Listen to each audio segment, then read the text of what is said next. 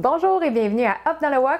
Aujourd'hui, on va faire un plat qui nous a tellement été demandé depuis les tout débuts de notre chaîne. Ça va être le fameux poulet aux arachides, mais aussi avec les épinards frits. Ça nous a pris un petit peu de temps avant de vous sortir cette recette-là. On en avait déjà une qu'on a modifiée au fil du temps, mais ce qui arrive, c'est que c'est un plat qui est disponible dans toutes sortes de restaurants asiatiques, autant vietnamiens, chinois, thaïlandais, et il y a plus ou moins de standards. Il y a vraiment beaucoup de variations dans ce plat-là et on voulait essayer de faire une combinaison qui allait plaire au plus de monde possible, qui allait être vraiment accessible aussi. Quand je vois des gens commenter des recettes de ça sur Internet, je vais souvent lire que ça goûtait trop le beurre d'arachide, que ça goûtait pas assez, que c'était trop acide, que c'était trop piquant. Vous allez voir qu'on a vraiment bien dosé ça et c'est toujours possible aussi de faire des petits ajustements pour que ce soit à votre goût à vous. Et on voulait remercier aussi les supermarchés KimFat de nous avoir gracieusement fourni tous les ingrédients pour la recette d'aujourd'hui. On va commencer ça sans plus tarder, mais juste avant, n'oubliez pas de vous abonner à notre chaîne.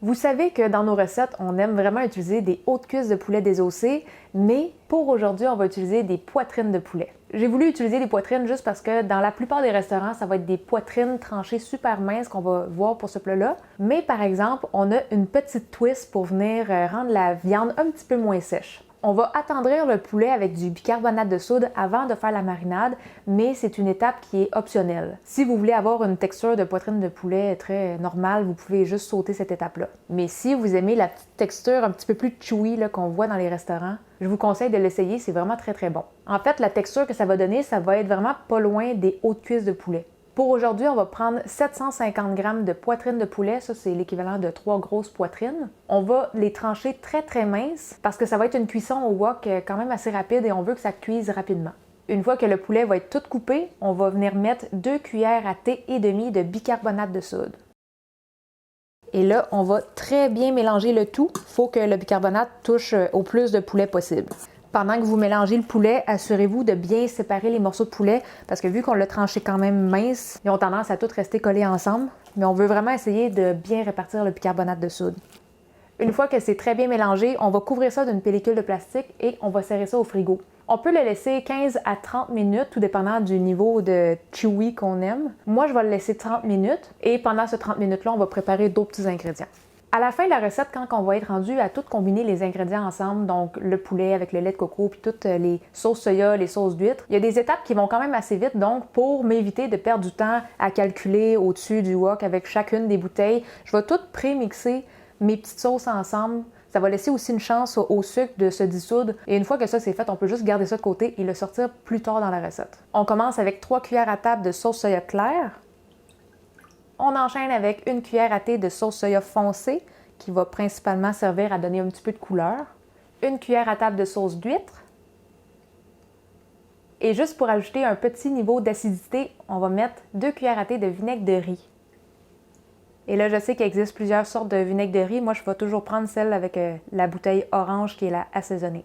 Dans cette recette-là, je vais utiliser du sucre de palme. On va utiliser 3 cuillères à table qui est 25 g environ. Ça a l'air beaucoup quand on dit 3 cuillères à table, mais c'est juste que quand on prend du sucre de palme qui vient en pock et qu'on le hache au couteau, ça vient vraiment plus aéré. Donc 3 cuillères à table, c'est pas tant que ça.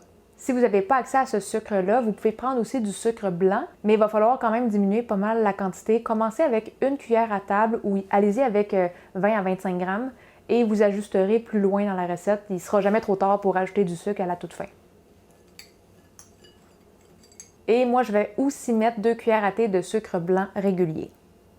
On va bien mélanger ça.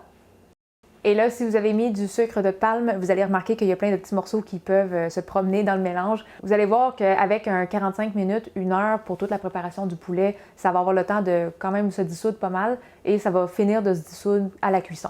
On met ça de côté et on peut l'oublier pour tout de suite. La prochaine chose qu'on va préparer durant l'attente du poulet, ça va être du gingembre et de l'ail. Pour le gingembre, on va avoir besoin de 2 cuillères à thé finement hachées. Et pour l'ail, on va avoir besoin de 3 gousses d'ail finement hachées. Une fois que ça c'est coupé, on va juste garder ça de côté et on va en avoir besoin juste rendu à la cuisson. Après les 30 minutes que le poulet marine avec le bicarbonate de soude, on va avoir besoin de venir le rincer pour enlever tout ce surplus de bicarbonate de soude-là. Donc on va juste venir le passer sous l'eau froide. On va brasser un petit peu le poulet avec les doigts juste pour sortir le bicarbonate et on va venir bien l'égoutter. Ça se peut que ce soit un petit peu long à égoutter parce que des fois, quand on presse un peu sur le poulet, on se rend compte qu'il y a encore du jus qui sort. C'est correct s'il reste un petit peu de jus à la fin. Une fois que le poulet est égoutter, on va pouvoir faire la marinade. L'ingrédient principal de la marinade, ça va être la sauce chili thaï sucrée. Nous, aujourd'hui, on va prendre notre sauce maison. On avait déjà fait une vidéo là-dessus. Vous allez voir, c'est la meilleure sauce chili thaï que vous aurez goûtée. On va vous mettre le lien juste en haut ici et dans la description de la vidéo. Si ça ne vous tente pas de faire une sauce maison, vous pourriez aussi prendre une version commerciale, ça va tout aussi bien faire la job. Donc, on va mettre 3 cuillères à table de ça. On va aussi mettre 2 cuillères à thé de sauce d'huître et 1/8 de cuillère à thé de poivre blanc. On va bien mélanger le tout. Quand c'est bien mélangé, on va le recouvrir une autre fois et on va le laisser mariner 30 minutes dans le frigo. Et comme on a encore un 30 minutes à attendre et que toutes nos choses sont pas mal préparées, on peut commencer tout de suite à préparer notre riz. Nous, on va utiliser du riz jasmin et en même temps, on peut aussi sortir la friteuse pour faire les épinards frits. Les épinards frits, on peut les préparer avant la cuisson du poulet ou après. Il n'y a pas vraiment d'importance. Mais comme qu'on a 30 minutes à pas faire grand-chose, on va les faire tout de suite. Pour les épinards frits, on va avoir besoin d'amener la friteuse à 350 degrés Fahrenheit. Moi, je vais prendre des bébés épinards et je vais prendre ceux-là qui sont pré-lavés parce que si on a besoin de laver nos épinards avant de les frire, ils vont avoir plein de petites gouttes d'eau et ça va faire comme des explosions dans l'huile. On ne veut pas ça. Ça se fait quand même assez rapidement, mais on a besoin de faire plusieurs petites batches. À chaque fois, on va venir mettre comme une poignée d'épinards dans notre panier et on va venir descendre le panier doucement en tenant le couvercle au-dessus parce que c'est pas impossible qu'il y ait quand même beaucoup d'éclaboussures au début. Quand on voit que ça s'est calmé un petit peu après 5 à 10 secondes, on peut enlever le couvercle pour voir qu'est-ce qui se passe à l'intérieur et vous allez remarquer qu'au début, il y a beaucoup de petites bulles autour des feuilles d'épinards et les bulles vont tranquillement s'estomper.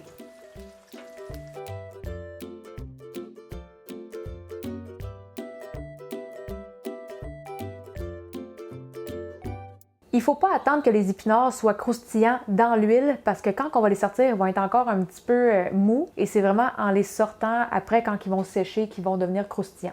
Donc même s'ils sont encore mous dans l'huile, quand on voit que les petites bulles autour des épinards commencent à s'estomper, c'est là qu'on doit les retirer. On les égoutte bien et on va les mettre sur une assiette avec un papier essuie-tout. On peut voir que ça commence à devenir vraiment transparent. Et là, je vais juste comme les promener un petit peu sur mon essuie-tout pour enlever le surplus d'huile rapidement et je vais les transférer tout de suite dans un gros bol. Et comme j'avais mentionné, on va faire quand même plusieurs petites batches et on ne veut pas venir mélanger le sucre en tout brassant. Fait qu'entre chaque batch, on va mettre une petite cuillère de sucre tout partout. La prochaine, on va juste ajouter les épinards par-dessus, on va remettre une cuillère de sucre. Ça va éviter qu'on les mélange et qu'on les brise toutes. Ça peut avoir l'air d'une grande quantité de sucre. Oui, ça en est quand même beaucoup, mais c'est cette quantité-là que ça prend si vous voulez avoir le même effet que dans les buffets. Vous pouvez essayer avec moins de sucre, mais vous allez peut-être trouver qu'il manque un petit quelque chose. Donc, on va refaire une deuxième batch.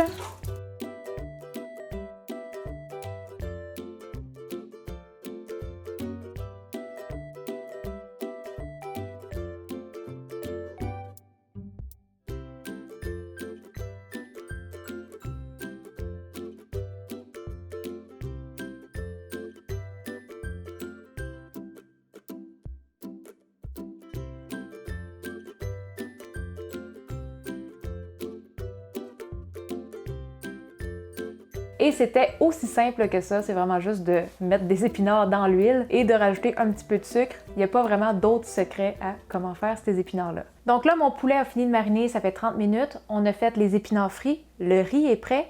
Et une chose que j'avais oublié de mentionner tantôt, c'est qu'on va mettre des champignons dans la recette. C'est un ingrédient qui est optionnel, mais que si vous voulez avoir un petit peu plus de légumes, c'est libre à vous d'en mettre. Moi, j'ai mis une demi-barquette de champignons blancs coupés en 4. Vous pouvez en mettre plus ou vous pouvez mettre une autre sorte de champignon et la couper de n'importe quelle manière, ça va être correct. La première chose qu'on va faire cuire, ça va être le poulet et une fois qu'il va être cuit complètement, on va le retirer côté pour pas non plus le surcuire et après ça, on va pouvoir enchaîner avec tous les autres ingrédients. Donc, je vais mettre mon wok à feu moyen autour de 300 degrés Fahrenheit. On va mettre un petit peu d'huile et là, vu que j'ai quand même une grande quantité de poulet, on va la faire cuire en 2 fois parce que si je mets tout ça en même temps, là, ça va être un petit peu dur de faire cuire, ça va juste faire trop de viande. Et on va le remuer tout le long, quand même assez vigoureusement, parce qu'avec les sauces qu'on a mis, c'est quand même assez sucré et ça a tendance à coller un peu au fond et à brunir un petit peu trop. Si vous trouvez que ça a l'air de manquer un petit peu d'huile, gênez-vous pas pour en rajouter.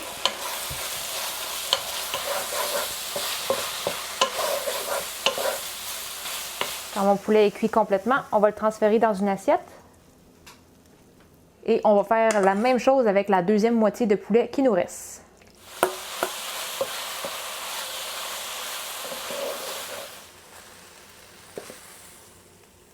Une fois qu'on a fini avec le poulet, on va pouvoir continuer avec les autres ingrédients.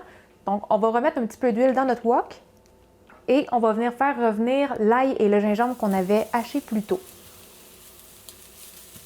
Une fois que l'ail et le gingembre commencent à bien griller, on va ajouter un quart de tasse ou 62 ml de beurre d'arachide crémeux. Et au total, dans la recette, on va avoir besoin d'une conserve de 400 ml de lait de coco. Là, je vais juste venir en mettre un tiers pour venir délayer un petit peu mon beurre d'arachide. Si j'ai trop de liquide au début, c'est dur un petit peu de venir mélanger mon beurre d'arachide. Une fois qu'on a tout défait le beurre d'arachide comme ça, on va ajouter le restant de la canne. Je vais juste le remuer un petit peu. On va revenir avec la petite sauce qu'on a préparée au début. On la met au complet.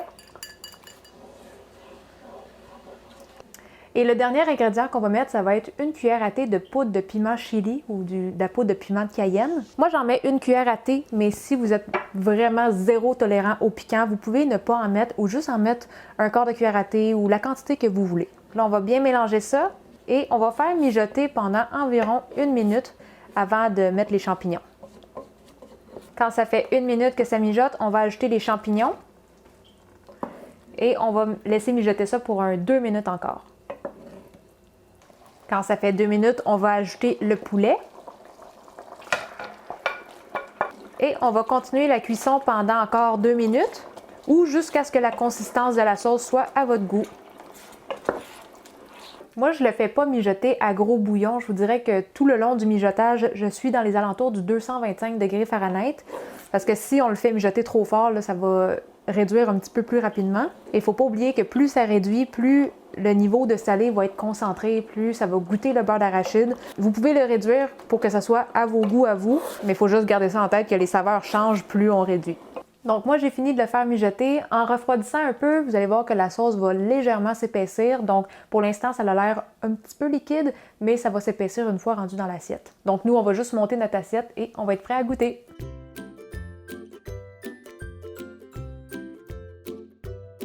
Donc là, c'est le temps de goûter et on peut mélanger le poulet au riz. On peut mélanger les épinards aussi un petit peu à travers si on veut ou juste les garder de côté et les manger en les combinant avec une petite bouchée. Et c'est un plat qui a quand même beaucoup de sauce, donc lâchez-vous là. Si vous aimez la sauce, vous pouvez en mettre généreusement dans votre riz.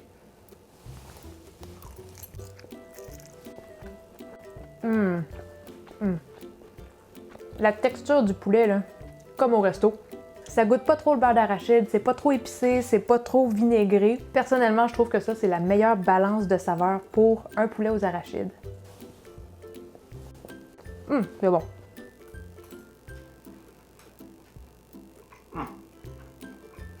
Facilement niveau resto et je vous confirme que vous trouverez un équilibre parfait des saveurs. Cette recette-là a beaucoup de variations. J'ai déjà mangé le plat avec dedans, je pense, des poivrons, des carottes, des oignons, des morceaux d'arachide. Vous pouvez la modifier comme vous voulez, mais la sauce, la base de la recette, c'est là. Et les épinards croustillants sont magnifiques. Excellent! Vous voulez avoir du petit poulet aux arachides?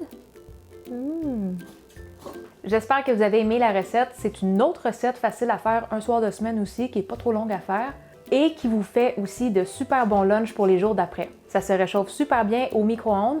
Pour les épinards frits, par exemple, je vous dirais de ne pas les réchauffer au micro-ondes, mais si vous les gardez dans un petit contenant à part, vous pouvez les garder jusqu'au lendemain.